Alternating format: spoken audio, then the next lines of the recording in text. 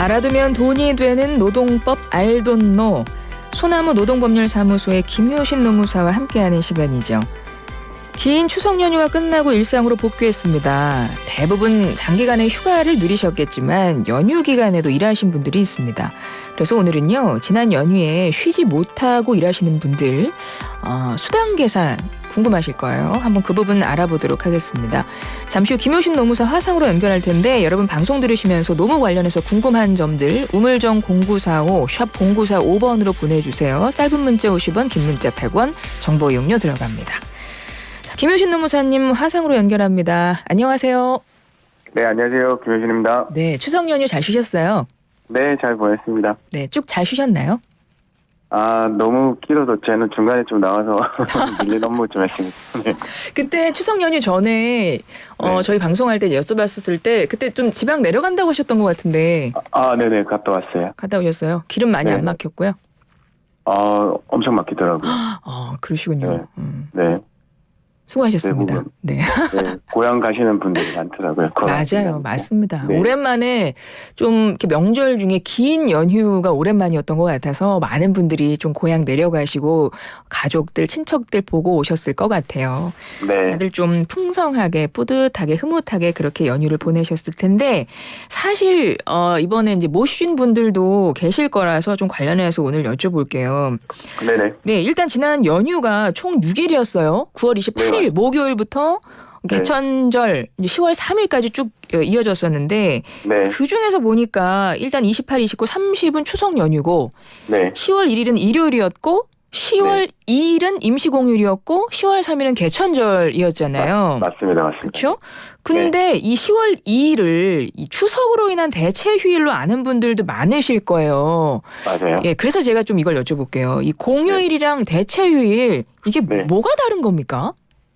사실 뭐 결론부터 말씀드리면 다를 건 없어요. 공휴일이 하나 더 생긴 건데요. 대체 휴일은 그냥 조건을 충족하면 자동으로 월요일이 그러니까 비공휴일이 공휴일이 되어서 우리가 되게 월요일이 공휴일이 되었던 거고요. 근데 임시 공휴일이라는 거는 국무회의 결정 통해서 생기게 되는 거거든요. 네, 이번에 설 연휴가 목금토였잖아요. 목금토니까 되게 월요일에 또 임시 공휴일 지정되니까 대체 휴일로 많이 알고들 계셨는데요. 네, 추석 연휴가 그러니까 3일이었던 거죠? 맞습니다. 목금토. 네, 그래서 요금 이제 말씀드리면 설 연휴나 추석 연휴가 그 3일 중에 일요일하고 겹치면 다음 그 월요일이 비공휴일이 공휴일이 되는 거거든요. 네. 이번에는 3일이 일요일하고 겹치지 않고 그냥 원래는 2일이 그냥 평일이었는데 임시 공휴일 지정된 맞아요. 네. 그래서 대체 공휴일도 아니고 이제 임시 공휴일로 지정을 한 거고 맞습니다. 10월 3일은 개천절이었고 그러면 네. 결국 이제 휴일로는 그러니까 쉬는 날이다. 요건 다른 거 없는데 네. 뭐 수당 같은 거 뭐 이런 거는 혹시 뭐 차이 있어요? 임시 공휴일이거나 대체 휴일일 경우? 아니요, 어차피 지금은 5인 이상 사업장에서는 그 관공서 공휴일이라는 규정이 다 전면 적용되기 때문에 네, 대체휴일이나 뭐 임시 공휴일 지정되면 휴일이 하나 더 생기는 거여서 수당 계산 방법에는 전혀 뭐 다른 게 없습니다. 예. 뭐 어찌됐건 그러니까 남들 쉴 때 휴일에 일을 하면 그런 경우는 유급 휴일입니까 보통? 그렇죠. 왜냐하면 이거는 유급 휴일이라는 거는 쉬더라도 그 월급에 차감 없이 쉬는 거란 말이에요. 네. 그러니까 휴일에 나와서 일하게 되면 이 유급 휴일로 받게 되는 그 유급 휴일 수당과 별도로 휴일 근로에 대한 수당을 별도로 받으셔야 되는 거예요. 그런 거예요? 네. 그러면 이런 경우는 어떻게 돼요? 만약에 시급으로 계산되는 시급제 분들 같은 경우에는 네. 이거 유급 휴일 수당 같은 거 이렇게 어떻게 되는 거예요?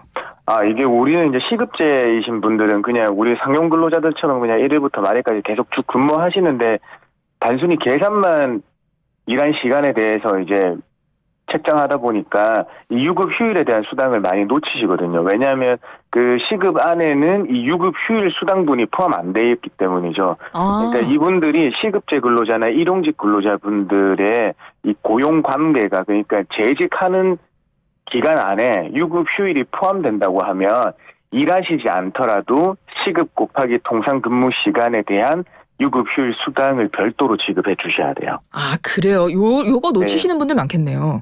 그렇죠. 이제 시급제라고 하면 거의 알바고 그냥 일하는 데만 그렇죠. 받고 조금 한 단계 더 나아가면 일주 만근 15시간 이상 만근하면 주휴 수당 받아야 된다는 것까지만 알고 계시거든요. 예. 이 부분 많이 놓쳐서 시급제고 그냥 나는 그냥 일반 근로자들하고 똑같이 근무하고 있다고 하면 쉬더라도 유급 휴일에 대한 수당은 별도로 받으셔야 됩니다. 알겠습니다. 그러면 월급제 근로자의 경우 일단 월급에 네. 차감 없이 쉬게 되는 거고 맞습니다. 만약에 나와서 일을 하게 되면 휴일 수당을 받아야 되는 거잖아요. 네, 맞아요. 예, 요건 어떻게 계산하는 거예요? 요거는 이제 통상 시급을 산출하는 게 굉장히 중요해요. 통상 시급이라는 거는 그냥 그 월 급여 나누기 40시간 기준으로 그냥 예를 들어서 설명드리면 이 통상 임금성이 인정되는 월 급여 나누기 209시간을 해주면 시급이라는 게 나오거든요. 네. 이 시급 곱하기 휴일 근로 시간 곱하기 8시간 이내면 1.5배만 해주시면 되고요. 8시간을 초과하는 시간은 2배를 해주시면 돼요. 아, 그렇군요. 네. 근데 보통 뭐 이제 월급제 근로자로 해서 회사에 다니시는 분들은 그냥 휴일 수당 신청하면 그건 뭐 내가 계산하지 않아도 알아서 나오는 거잖아요, 보통. 그렇죠. 왜냐하면 우리가 되게 근로시간 체크는 다 하고 있으니까 휴일에 나와서 업무 명령에 의해서 타각하면 바로 이제 자동으로 신청돼서 나오는 구조가 되는데요. 네, 일반 우리는 여기 이제 일반 요식업이라든지 작은 중소규모의 사업장 같은 경우에는 네네. 뭔가 그게 없거든요. 회사에서 카운팅해서 계산해서 줘야 되는 형식을 많이 취하고 있습니다. 네. 네. 그러면 이런 분들도 한번 알아볼게요. 일주 근로시간이 15시간 미만인 분들을 초단시간 근로자라고 하는데 그렇죠? 맞아요. 네. 이 초단시간 근로자한테는 어떻게 휴일 수당 적용됩니까? 안 됩니까? 결론은 적용되지 않습니다입니다. 아, 그래요? 왜냐하면 중요 조항들이 이 초단시간 근로자한테는 중요 조항들이 적용되지 않아요. 5인 이상 사업장이라고 하더라도 주휴 수당이 안 되고요. 그다음에 연차 휴가가 적용이 안 되고 이 제일 중요한 이 휴일이 적용되지 않습니다. 아, 그렇군요. 휴일이 네, 적용되지 그렇습니다. 않는 거예요? 그러니까 우리 이제 근로기준법에서는 휴일을 주일하고 관공서 공휴일에 가는 그 공휴일을 휴일로 하고 있거든요. 이게 적용이 안 되니까 아까 말씀드린 이제 초단시간 근로자들도 이제 시급제를 많이 하시는데 아까는 이제 시급제는 뭐 고용기간 내에 있으면 유급 휴일 수당을 드려야 된다고 말씀드렸지만 이 초단시간 근로자분들은 이 고용기간 내에 유급 휴일이 있더라도 책정되지 않습니다. 아, 그렇군요. 네. 좀 기억을 하셔야 될 것 같고. 네. 이번에 추석 연휴 때에 우리 이제 10월 2일 날 그 근무 그 대신에 10월 9일 날 한글날 그 다음 날이죠. 그러니까 10일에 쉬기로 한 것도 있다 그래요. 그러니까 보통 우리 임시공휴일이 10월 2일이잖아요. 그래서 다 10월 2일부터 쭉 3일까지 쉰 건데 나 10월 2일 날 그러니까 우리 회사는 10월 2일 날 일할 거고 대신에 한글날 다음 날 10일 날 쉴게 이런 곳이 있다는 거잖아요. 네네. 이게 어떻게 가능해요? 요게 이제 가능한 게 휴일의 대체 합의라는 거예요. 대체 합이요? 예, 휴일 대체 합의라는 건데요. 휴일 대체 합의. 네, 이 휴일 대체 합의라는 건데 그 휴일날 일하고 다른 평일에 쉬기로 하는 바꾸는 거거든요. 근데 이 변경하는 게 근로자 개별의 동의를 받는 게 아니고 이 근로자 대표와 회사와 서면 합의만 있으면 되는 거예요. 네, 그래서 그 기존에 이제 사전에 이제 서면 합의가 있고 우리 근로자들이 알 수 있게 공지한다고 하면 법하게 대체돼서 그 기존의 휴일은 평상의 근로가 되고 다른 평일은 휴일이 되는 거거든요. 그러면 그 회사 근로자는 모두 통으로 그렇게 하기로 하는 거네요. 네, 맞습니다. 그리고 적법한 지금 방금 적법한이라는 표현을 하셨는데 그건 지금 무슨 의미인가요? 이게 바로 그냥 근로자 대표하고 서면 합의를 의미하는 거고요. 대부분의 그냥 휴일의 대체 같은 경우에는 회사에서 그냥 이번에 12월 2일 날 일하고 다른 날 쉬겠습니다라고 하는 게 적법하지 않은 거거든요. 그러니까 반드시 근로자 대표와 서면 합의가 있는 휴일 대체는 그게 서로 대체돼서 그렇게 되겠지만 만약에 이게 안 된다고 할 때는 휴일에 근무한 거 10월 2일은 휴일이 되기 때문에 휴일 근로수당이 발생하거나 아니면 우리가 수당을 주는 대신에 그 휴가로 주는 보상휴가제라고 하는 게 있거든요.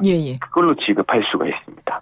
그러니까 정리하면 이 근로자 대표랑 회사가 합의하여 적법하게 휴일 대체를 하기로 했다.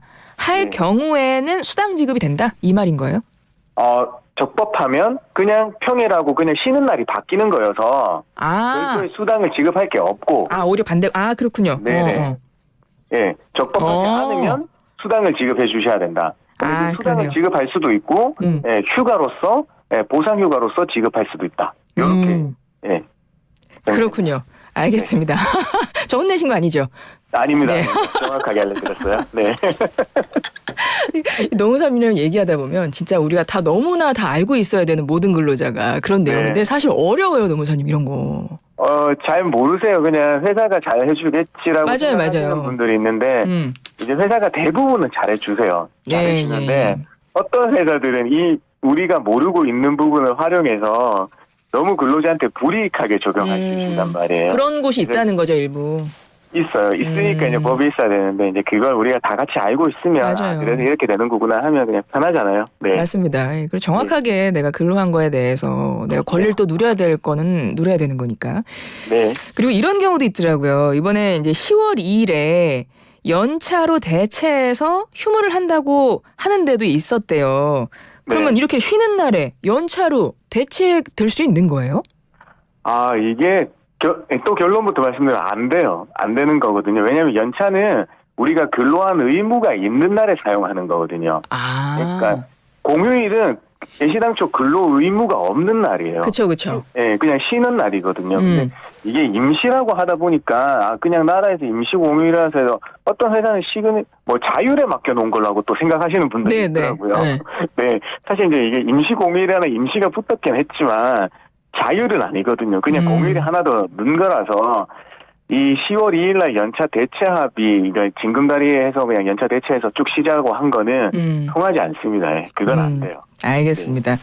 그리고 요것도 하나 여쭤볼게요. 이번 추석 연휴 뒤에, 그러니까 우리는 어제부터 이제 일상으로 복귀를 했는데 4일, 5일, 6일까지 연차 휴가 3일을 쭉 붙이면 이게 다음 주 월요일까지 10월 9일까지 장장 12일을 쉴 수 있게 되는 거잖아요. 맞습니다. 예, 근데 이거에 대해서 온라인에서 감로들박이 뜨겁대요. 이거 연차 3일 내도 개인의 정당한 권리다라는 의견도 있고, 뭐 하는 거냐, 동료 직원한테 피해 온다 이런 의견도 있다는데 노무사님 이거 어떻게 보세요? 사실 이제 연차라는 게 우리가 좀 말씀드렸지만 근로자가 사용한 시기에 지정할 수 있는 시기 지정권과 그다음에 사업의 운영에 막대한 지장이 있으면 그 시기를 변경할 수 있는 사용자한테 시기 변경권이라는 걸 규정해놨는데 이 사업 운영에 막대한 지장에 대한 그 요건 해석이 굉장히 엄격해요.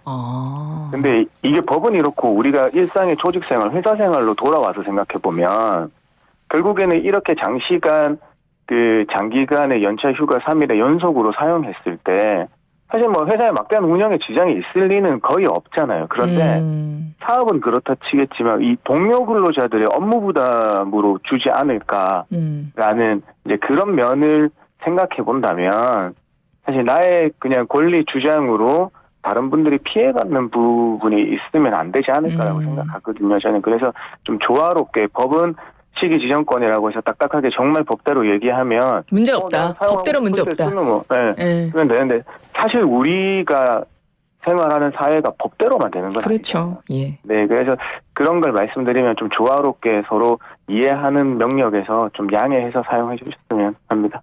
알겠습니다. 끝으로 2561번님이 노무사님께 질문을 하셔가지고 요것만 하나 더 여쭤볼게요. 기숙사 사감 선생님의 일요일은 원래 계약서의 근로일이라서 200%가 아니라 50% 가산이라고 노무사님이 설명해 주셨는데 3월부터 과지급된 분이 이번 월급에서 공제된다고 합니다. 맞는 건가요? 이런 질문하셨어요. 요분은 사실 근로일에 왜냐하면 제가 항상 말씀드리면 복잡한 이 노동관계를 다 설명 못 드리니까 제가 항상 말씀드린 건 월요일부터 금요일까지 주 5일째 근로하시는 분들의 주휴일은 일요일이다라는 말씀을 많이 드렸어요. 그런데 항상 이 주휴일은 일요일이 고정이 아닐 수도 있거든요. 그렇죠. 그러니까 이분 같은 경우에는 만약에 그냥 월요일, 화요일 쉬시고 수, 목, 금, 토, 일을 일하시는 분이 있을 수도 있고 8시간씩 5일이요.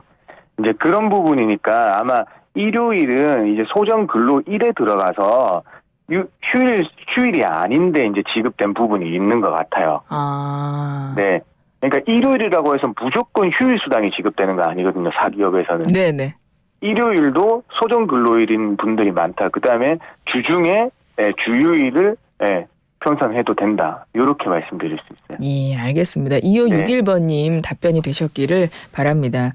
노무사님이랑 이야기를 하다 보니까 어느새 시간이 훌쩍 지났습니다. 다음에도 우리 좀 알아두면 좋을 노동법 관련해서 또 좋은 정보 설명해 주시기를 부탁드리고 오늘은 이만 인사드리죠. 지금까지 알돈노 김효신 노무사와 함께했습니다. 노무사님 고맙습니다. 네, 고맙습니다.